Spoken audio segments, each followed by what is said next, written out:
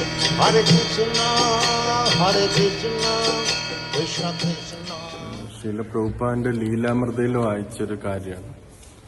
Volume 7 ഇതാണ്. അപ്പം ശ്രീല പ്രഭുപാദ് സിയാറ്റിലുണ്ടായിരുന്ന സമയത്തുള്ളതാണ്. അപ്പം ആ സമയത്ത് ഒരു ഡിവോട്ടി പ്രഭുപാദിന്റെ അടുത്ത് വന്നിരുന്നു. അദ്ദേഹത്തിന്റെ പേരാണ് നരനാരായണ പ്രഭു. അദ്ദേഹം ഈ ഡേറ്റീസ് ഒക്കെ കാർവ് ചെയ്യുന്ന അങ്ങനത്തെ ഒരു സർവീസാണ് അദ്ദേഹം ചെയ്തുകൊണ്ടിരുന്നത്. അപ്പം അന്നേ ദിവസം ആ ഒരു ദിവസത്തെ കാര്യം അദ്ദേഹം പറയുന്നുണ്ട്. അദ്ദേഹം നേരത്തെ ശ്രീല പ്രഭുപാദിനോടൊപ്പം ഉണ്ടായിരുന്നു, സാൻ ഫ്രാൻസിസ്കോയിലൊക്കെ ഉണ്ടായിരുന്നു. പക്ഷേ പ്രഭുപാദിന്റെ കൂടെ അദ്ദേഹം ഒറ്റയ്ക്ക് ഇരിക്കുന്നത് അന്നായിരുന്നു, സിയാറ്റിൽ വെച്ചായിരുന്നു ഇരിക്കുന്നത്. അപ്പം അദ്ദേഹം അവിടെ ഇരിക്കുന്ന സമയത്ത് അദ്ദേഹത്തിനുണ്ടായ അനുഭവം അദ്ദേഹം പറയുന്നു. സാൻ ഫ്രാൻസിസ്കോയിലൊക്കെ ഇരിക്കുമ്പോൾ കുറച്ച് കൂടുതൽ ആൾക്കാർ ചുറ്റും ഉണ്ടായിരുന്നു. പക്ഷെ അന്ന് അദ്ദേഹം ഒറ്റയ്ക്കായിരുന്നു പ്രഭുപാദിന്റെ കൂടെ. അപ്പോൾ അദ്ദേഹത്തിന് ഉള്ളിലും ഭയങ്കര ഒരു ടെൻഷൻ ഉണ്ടായി. എന്താണ് സംഭവിക്കാൻ പോകുന്നതെന്നുള്ള ഒരു ഉത്കണ്ഠ അവിടെ അദ്ദേഹത്തിനുണ്ടായി. ഉള്ളില് ഉത്കണ്ഠ വരുമ്പോഴത്തേന് ഒരു ടെൻഷനും ഒക്കെ വരുമല്ലോ, നമ്മുടെ ചെസ്റ്റിലും ഒക്കെ ഒരു ടെൻഷനായിട്ട് വരും.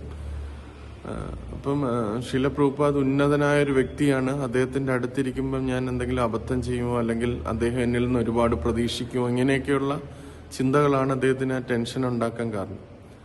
അപ്പം പ്രഭുപാദ് വളരെ കൂളായിരുന്നു ആ സമയത്ത്. പ്രഭുപാദ് ആ സമയത്ത് ലെറ്റർ വായിക്കുമായിരുന്നു. അപ്പം ലെറ്റർ പ്രഭുപാദ് എടുക്കുമ്പോൾ ഇൻലൻഡ് പതുക്കെ ആ പശയിന്ന് ഫുള്ളായിട്ട് മാറ്റിയും ആ ലെറ്റർ ഇതിന്റെ കവർ എടുക്കുകയും ആ കവറിനെ പിന്നെ പ്രഭുപാദ് സൂക്ഷിച്ചു വെക്കുമായിരുന്നു, പേപ്പർ എഴുതാനായിട്ട്. പേപ്പറിന്റെ ആവശ്യത്തിന് വേണ്ടി യൂസ് ചെയ്യുന്നു. എന്നിട്ട് പ്രഭുപാദ് ആ ലെറ്റേഴ്സൊക്കെ വായിക്കും. എന്നിട്ട് ഇടയ്ക്ക് ഇദ്ദേഹത്തിന്റെ അഭിപ്രായവും ചോദിക്കും. അങ്ങനെ ചോദിച്ച് അദ്ദേഹം ഇങ്ങനെ പിന്നെ ചില കാര്യങ്ങൾ ക്യാബിനറ്റിൽ നിന്നൊക്കെ എടുക്കാനായിട്ട് പ്രഭുപാദ് പറയും. അദ്ദേഹം പോയി എടുത്തോണ്ടിരിക്കുകയാണ്. അപ്പം പ്രഭുപാദ് ഒരു ടേബിളിന്റെ ടേബിളുണ്ട്, അതിന്റെ ബാക്ക് സൈഡിൽ നിന്ന് ലൈറ്റ് ഇങ്ങനെ വരുന്നുണ്ട്. അപ്പൊ പ്രഭുപാദ് അവിടെ ഇരിക്കുകയാണ്. അപ്പൊ പ്രഭുപാദ് പറഞ്ഞു ഒരു സാധനം ആ ക്യാബിനറ്റിൽ നിന്ന് എടുക്കാൻ പറഞ്ഞു. അപ്പൊ അങ്ങനെ അദ്ദേഹം കറങ്ങി വന്ന് പ്രഭുപാദ് സൈഡിൽ ഉണ്ട്, അദ്ദേഹം ക്യാബിനറ്റ് അടിയിൽ നിന്ന് എടുക്കാനായിട്ട്, ലോ ടേബിളാണ്, അപ്പൊ അടിയിൽ കുനിഞ്ഞ് വേണം അത് എടുക്കാനായിട്ട്. അപ്പൊ ഇങ്ങനെ എടുത്തുകൊണ്ടിരിക്കുകയാണ്. അപ്പൊ പ്രഭുപാദ് എന്തോ പറയുന്നുണ്ട്. അദ്ദേഹത്തിന് ഈ ടെൻഷൻ കാരണം ഒന്നും കേൾക്കാൻ പറ്റുന്നില്ല.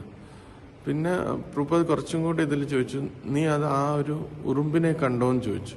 പ്രഭുപാദ് ഇങ്ങനെ വിരൽ ചൂണ്ടിക്കാണിച്ചാൻ ചോദിക്കുന്നു. അതിങ്ങനെ അദ്ദേഹം സൂക്ഷിച്ചു നോക്കിയിട്ട് അവിടെ അദ്ദേഹത്തിനൊന്നും കാണാൻ പറ്റുന്നില്ല. ടെൻഷൻ കൊണ്ടാണോ എന്നറിയില്ല, അദ്ദേഹത്തിനൊന്നും കാണാൻ പറ്റുന്നില്ല. പക്ഷെ അദ്ദേഹത്തിന് കണ്ടില്ല എന്ന് പറയുന്നതിന് വരെ അദ്ദേഹം പറഞ്ഞു, കണ്ടു പ്രഭുപാദ്, യെസ് പ്രഭുപാദ് എന്ന് പറഞ്ഞു. പിന്നെ പ്രഭുപാദ് പെട്ടെന്ന് പ്രഭുപാദും ആ കുനിഞ്ഞ് അതിന്റെ അടുത്ത് നിന്നിട്ട് അദ്ദേഹത്തിന്റെ ഈ 2 വിരലുകൾ യൂസ് ചെയ്ത് അതിങ്ങനെ അടുത്തോട്ട് ഇങ്ങനെ വച്ചു, അതിന്റെ ഉറുമ്പിന്റെ അടുത്തേക്ക് ഇങ്ങനെ വെച്ചിട്ട് പറഞ്ഞു, ഇപ്പൊ നമ്മൾ ഈ ഒരു ഉറുമ്പിന് ഭഗവാന്റെ നാമം പറഞ്ഞു കൊടുക്കുക, കുറച്ച് പ്രസാദം കൊടുക്കുക, എങ്കിൽ ഈ ഒരു പ്രസ്ഥാനം പൂർണ്ണമായിട്ട് വിജയിച്ചു എന്ന് പ്രഭുപാദ് പറഞ്ഞു. അത്രയും ചെയ്താൽ ഈ പ്രസ്ഥാനം വിജയിച്ചു എന്ന് പറഞ്ഞു. അപ്പൊ അത്രയും നേരം ഈ ടെൻസ്ഡ് ആയിട്ടിരിക്കുന്ന നരനാരായണ പ്രഭു പെട്ടെന്ന് അങ്ങ് റിലാക്സ്ഡ് ആയി പ്രഭുപാദ് അത് പറഞ്ഞപ്പോഴത്തേന്. കാരണം അത്രയും വലിയ വലിയ പ്രോജക്റ്റുകൾ, വലിയ ആധ്യാത്മിക ആചാര്യൻ എന്നൊക്കെയുള്ള ആ ഒരു ഇതുകൊണ്ടാണ് അദ്ദേഹത്തിന്റെ ഉള്ളിൽ ആ ടെൻഷൻ ഇങ്ങനെ വന്നത്. പക്ഷെ പ്രഭുപാദ് പറഞ്ഞു, ഒരു ചെറിയൊരു ഉറുമ്പിന് നമ്മൾ നാമം പറഞ്ഞു കൊടുക്കുക, കുറച്ച് പ്രസാദം കൊടുത്തു കഴിഞ്ഞാൽ തന്നെ നമ്മുടെ ഈ പ്രസ്ഥാനം പൂർണ്ണ വിജയമായി എന്ന് മനസ്സിലാവുമ്പം അദ്ദേഹത്തിന് ആ ഒരു ഉത്കണ്ഠയും ഇതുമെല്ലാം അതിൽ നിന്ന് അദ്ദേഹം മാറിപ്പോവുകയും, ഞാൻ ചെറിയ കാര്യങ്ങൾ ചെയ്താലും ആധ്യാത്മിക ആചാര്യൻ പ്ലീസ്ഡ് ആകും എന്നുള്ളൊരു മനസ്സിലാവുകയും ചെയ്തു എന്ന് അദ്ദേഹം ആ ബുക്കിൽ പറയുന്നു.